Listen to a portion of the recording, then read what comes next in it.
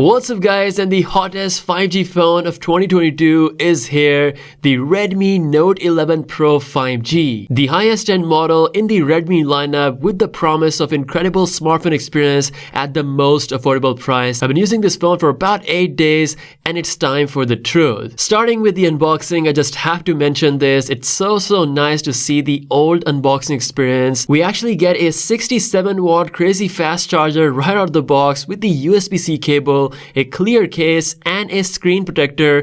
Definitely A+ value, especially considering the price, which by the way is $329, and once again, as expected, Xiaomi over-delivered in terms of specs. It's an impressive list of specs as always, but this time they paid more attention to things like the design. This right now is my favorite budget smartphone design. I absolutely love the boxy sides, probably more than an average person. It actually feels really good in hand. We've got Gorilla Glass 5 on the back with matte finish. We even get headphone jack and IR blaster along with stereo speakers, and the whole design is IP53 splash resistant. We still have a side fingerprint scanner, which I actually prefer over a in-display optical scanner. I gotta say, this new boxy design is by far my second best favorite feature about this phone, because the first one is definitely its battery and fast charging speed, which is 67 watts. You can get about 50% battery in just 15 minutes, which is crazy. And not to forget that 5000 mAh battery promises a comfortable day plus usage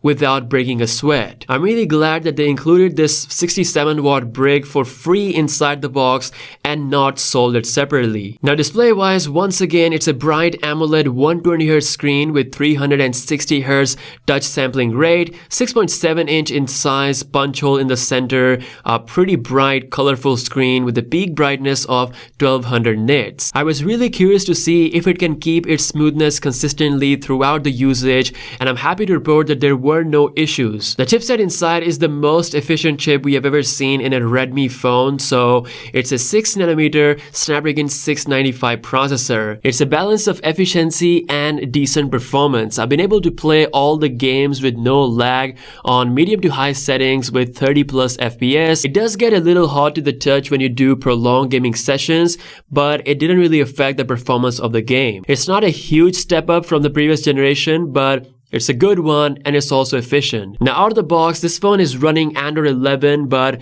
as of now, Xiaomi is rolling out the Android 12 update, so you don't have to worry about the latest version. Now MIUI looks pretty fresh. A lot of people like this look. Personally, I'm not a big fan of its iOS inspired appearance, but I do like some elements of this software UI. Also, you do get bloatware applications which you can uninstall, so it's not an issue at this point. It's just a trade-off for that super affordable price. Now let's talk about the cameras.